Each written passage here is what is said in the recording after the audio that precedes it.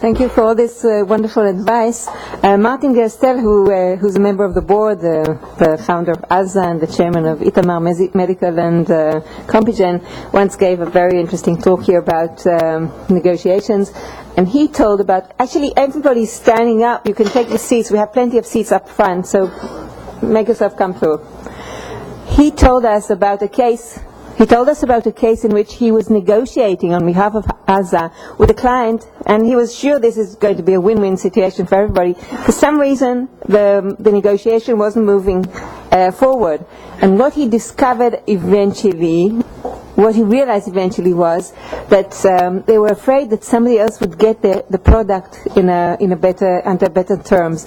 And he promised them that nobody will ever get the product at a better price, and then the deal was sold. So putting yourself in the place of the negotiation partner is extremely important. Another story about we went to funny questions. We went to see a show, and children's show, and the actors were actually there, and they invited the children to ask questions. And after we left the show, my 8-year-old said, well, I actually did want to ask a question, but I was too embarrassed. And, well, Oren, what did you want to ask? I wanted to ask the actor where he got his boots. Okay. So we're now moving to the next lecture, and this is the giant IBM. Dr. Miki Rodeh joined IBM in 1976 after completing his PhD in computer science at the Technion. He managed the IBM Israel R&D labs, which now employs more than 1,000 people. Recently, Miki joined IBM Corporate Development, which was involved in the acquisition of XIV and Diligent in Israel. Miki.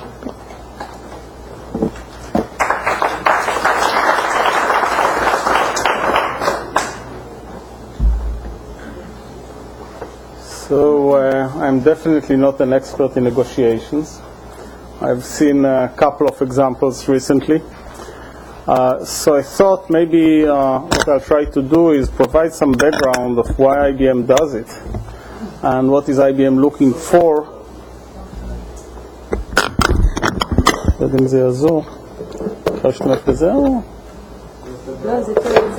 So is that better?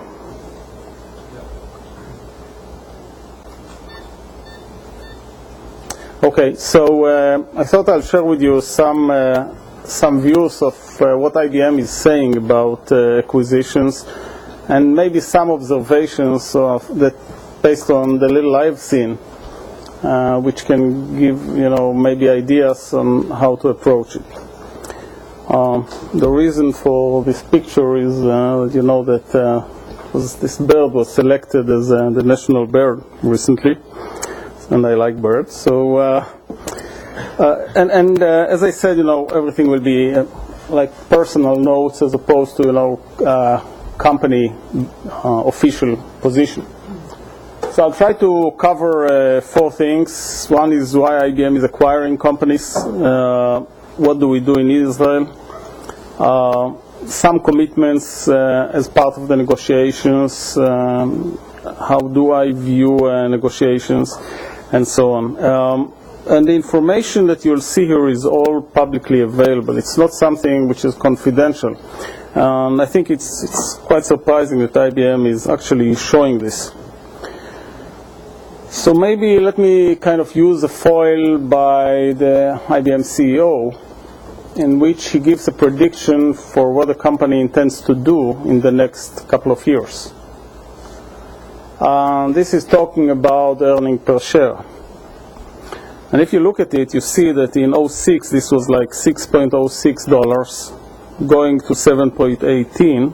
And then he says, we plan to grow the earning per share to $10 to $11 by year 2010. And at the bottom you see how you get into this commitment. So you start with the historical revenue growth, and then you add elements to it. So one is margin expansion. You see the share repurchase. You see growth initiatives, future acquisitions, which is the focus of what I'm trying to say. And then there are some other financial sources which are outside of the scope of this discussion, and that's the extra dollar there, if you wish, between $10 and $11. So IBM is very explicit on this statement and never made such statements before. It's the first time we did that. If you then look at the breakdown, how do you get to this $11 or $10 on the right, and you do the same calculation again, but this time show the elements or the contributions, then from left to right, you see there again, the historic revenue growth that I mentioned. IBM grew 3% organically. Then margin expansion, which again, the way we do it is you divest from lower margin areas and you get into areas with higher margins. Share purchases, which is something that's returning value to the shareholders. And in this way you get to $9. And then you look into the growth initiatives and future acquisitions, and basically acquisitions should show up in terms of revenue growth at the level of 1 to 3%. You can say 2%, let's say. Now the company is like $100 billion company. So it says, every year we have to show growth from acquisitions at the level of $2 billion. Sometimes less, sometimes more. Meaning, can't be very small acquisitions, right? So I think it's important to put this in perspective to understand what IBM is trying to do, and then look at it from the Israeli perspective. So that's so let's focus on that. By the way, growth initiatives is all kinds of things, including deeper penetration into the emerging economies, which is a lot of where the growth is coming from, actually. Excuse me? Up until this week. Yeah, even more so. So let's now focus only on acquisitions, right? I mean, if you remember, these different contributions. So talking about acquisitions. So again, looking at on the left, you see the same number, starting with $6.06. And you see the different contributions, and I'm now focusing on acquisitions. Now, if you look at the bottom middle, you see the little bar chart, which talks about the estimated acquisition revenue growth. So, since we have done quite a few acquisitions, we can draw some statistics.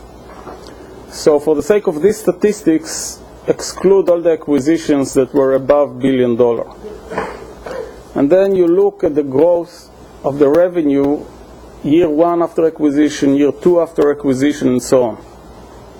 So you see that year 1, you get 24% revenue growth relative to what the same company did before the acquisition. So 24%. The second year grows 38%.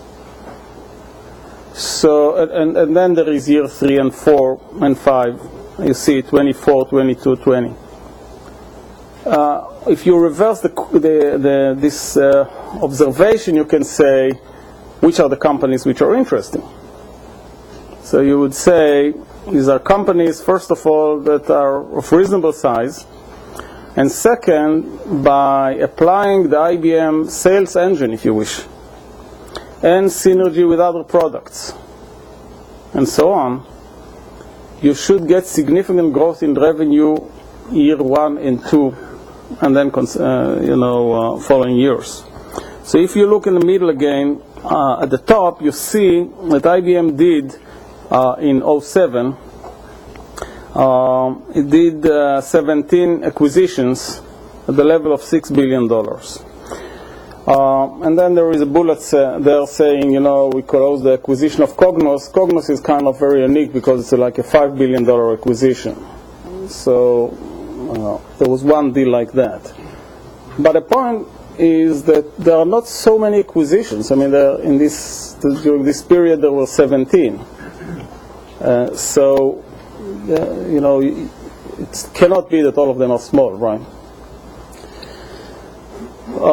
And then there is also PTI margins. I will not talk about that, on the right.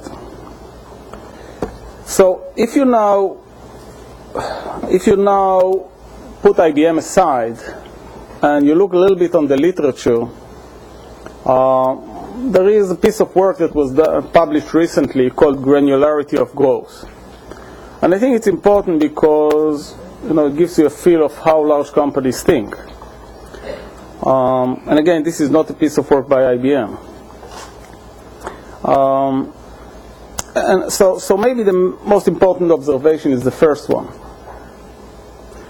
First observation says the company whose revenue increases more slowly than GDP is 5 times more likely to disappear in the next economic cycle. So there is no option but growth, which ties back to what I said before. If there is no option but growth, then the importance of acquisitions is high and will continue to be high.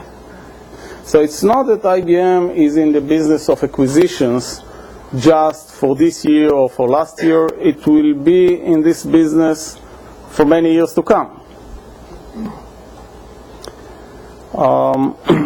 So I think that observation is kind of interesting. It's also interesting that what matters, or what can explain 80% of growth differences between companies, are 2 factors. One is the revenue that the company is getting through its M&A activity. So the growth in M&A activity, that's the third bullet, the growth in M&A activity that is achieved through M&A activity, plus the growth that is achieved by selecting high growth market segments. These explain most of the growth that the companies see. So it must pick growth areas, and it must do acquisitions. The combination of these 2 explains 80% of the growth. So that's the reason IBM is obviously focusing on these 2, if you want to look at it that way. And then the other question is, okay, so do you pick very large segments, multi-billion-dollar segments? Can you analyze the performance of the different products and different what we call brands in a coarse way, or should you go fine grain?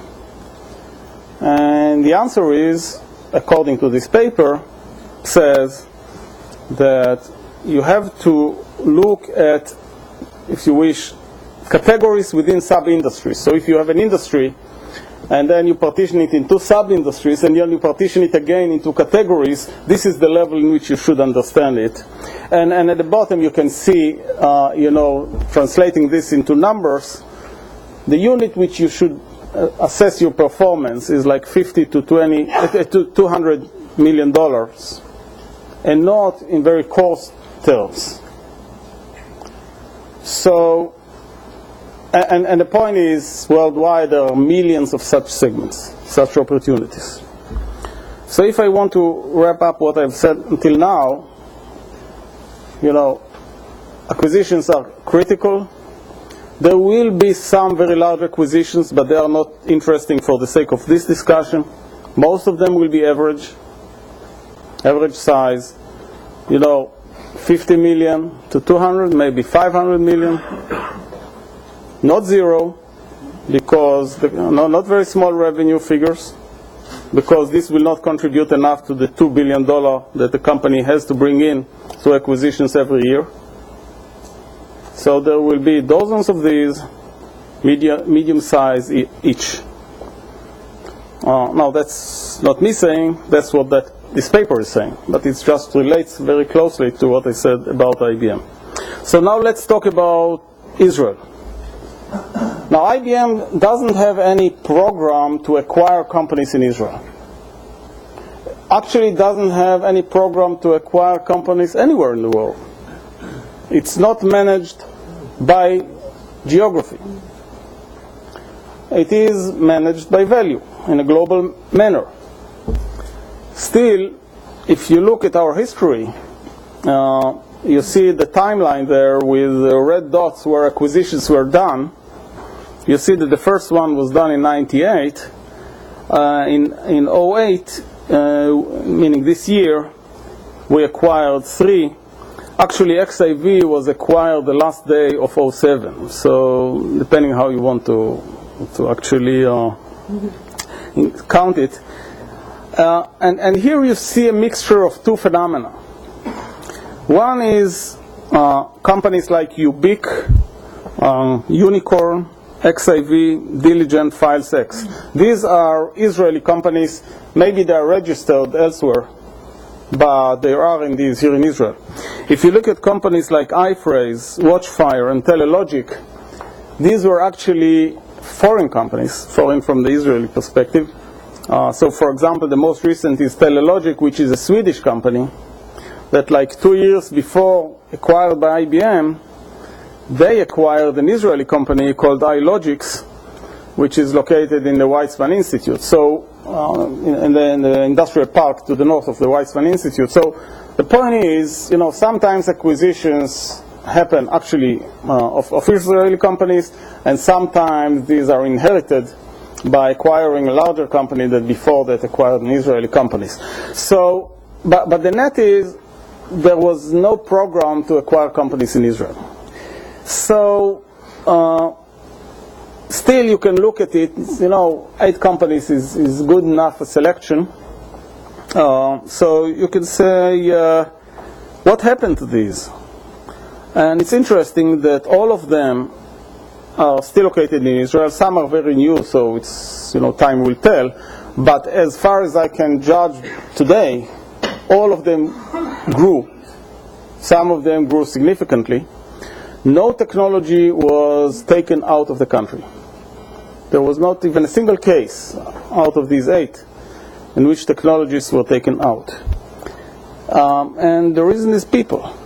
I mean, it's not just, you don't buy the companies, you buy in some cases you buy the business, but in many of these cases, these are actually some of the smaller companies in terms of revenue, with the exception of Telelogic maybe, also a little bit Watchfire, but again, these were not Israeli companies. So in these cases, these were smaller in terms of revenue for IBM, but what was critical is people. So if I combine these two trends, I will say, first of all, in practice, there are quite many acquisitions that IBM does in Israel, and second, that IBM respects the technology that is being developed here and the businesses, and is keeping them here and nurturing them here. So that's... Excuse me? Can you talk about the purchase cost? No, I can't talk about them. If these are not public companies, then IBM doesn't publish it.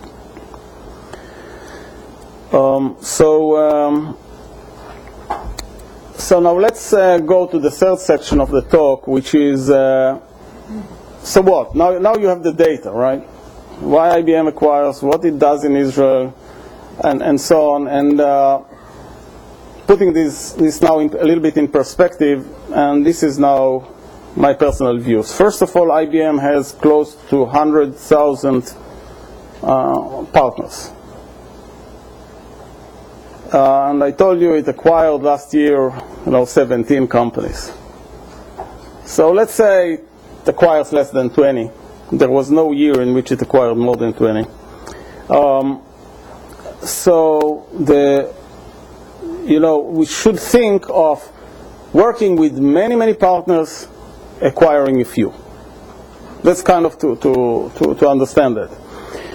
So, from my perspective now, maybe a word on my job. So I report to corporate development in Armonk, but I'm located here in Israel, and I'm trying to encourage acquisition of Israeli companies if there is real value, and to help ensure that the integration of the acquired companies is done well. So, looking on it from that perspective, there will be a small number of acquisitions in Israel in the future, if you can predict based on what we have done until now. We do work with, say, 200 companies here in Israel. I mean, IBM does. And we do talk to like 800, and we know like 2,000. So acquisitions cannot be the only value that the local industry creates with IBM. And IBM cannot be satisfied by the value that it creates through acquisitions. So think of it like a pyramid. It's a very broad-based pyramid with thousands of companies. The bottom, very few make it into the acquisition phase. So I think that critical is to create value for everybody in this collaboration, and acquisitions is just one. Second is, a relationship should be built well before the acquisitions, because it gives IBM IBM executives much higher level of confidence when they are going to buy a company that they already know. So my recommendation is the relations do not start at negotiation phase. They start well earlier.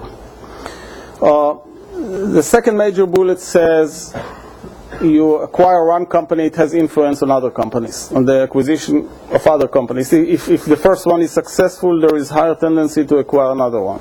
If there is a failure, it may negatively impact the interest in acquiring other Israeli companies. Now, this is probably not the case in the US, but what I hear my partners talking about, I hear them talking about, they think of Israel as an entity. And we are actually using it as an advantage. But we have to be very careful, because reputation is something you can build or ruin, depending on the results. Next point is, IBM is a portfolio company. It's not very focused on one technology. And it keeps changing.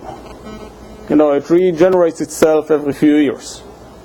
Now, more than half of it is services. 10 years ago, it was negligible portion was services.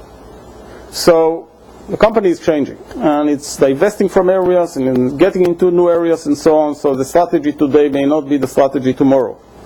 And therefore, I think it's important to figure out, which direction can the company go, anticipate that, talk to or keep in touch with IBM, and find the right point in time in which the stars are aligning for you. And if the stars are not aligning for you today, doesn't mean that they will not align for you tomorrow. And the case of XAV, for example, took me a year and a half just to introduce the company to IBM, because there was no interest. And then, at one point, we were able to convince IBM that this should be a technology of interest, and it's in a maturing market. It's emerging, but it is for real, and therefore the interest built up. So maybe the last point here is there are two paradigms at work in IBM. One is gap fillers. There is a general manager in charge of an area. He needs something that he doesn't have. He identifies it. Then his people will search the world for the best company to fill in that gap. There is another way, which is, here is IBM's strategy. What is kind of adjacent to the strategy but not included in it? Is there an Israeli company that can fit that adjacent market very well? And if that company is a worldwide leader in technology or maybe even market, then there is an opportunity. So, can I get 1 minute to put it together? No? Okay. So putting it together. So acquisitions are important for IBM. I think when you get to negotiations, discipline management is critical. I have seen, companies that could not come to the discussion, to the negotiation table in an orderly fashion, and they lost. So I think you have to show good management practices inside your firm. Readiness for easy integration. Actually, when you think corporate development is about acquisition, it's not so true. The reality is corporate development in IBM is more about integration. Because acquiring companies is one thing, and integrating them well is another. And corporate development is measured on the success of the integration, of the post-acquisition activities. So companies which are more ready for integration will get higher grade. And I think it's very important to understand that. By the way, the people that do the deals follow up for another 2 years after the deal is closed to see that their judgment was correct. And they are measured that way. As I said, medium-sized acquisitions are most effective. It means that it can take time to build such companies. You have to show quite nice revenue before you become a natural candidate for acquisition. Although, as I said, if there is a technology gap, then maybe you can do it earlier. Richness of product lines. I say it's not necessarily an advantage. This was a surprising finding for me, because I saw two companies which had a combination of two products. And one general manager in IBM could have been interested in just one of those, and the other general manager could be interested in the other, but their objectives are not necessarily aligned. And it was impossible to convince them to get simultaneously a decision that they will acquire the asset and then split it in some way. It was so much more difficult that it's not necessarily an advantage. Loss of trust. I've seen deals which didn't come through because during the negotiation there was loss of trust. And in IBM this is critical. So there is another consideration, put it as a sub-bullet, less important in my mind, but it is still dominant in IBM thinking, which is the cultural differences. If the feeling is it will be very difficult to integrate, maybe don't do it. Then the last point is about new business models. So everybody recognizes that new business models are important and so on and so forth when it comes to practice. Very few executives in IBM will have the leap of faith to get into a new business model that they are not convinced that will work. So if you want to have that, and people will be open to have that discussion, but you'll better have good proofs. Okay? Thank you. Thank you. Mickey, could you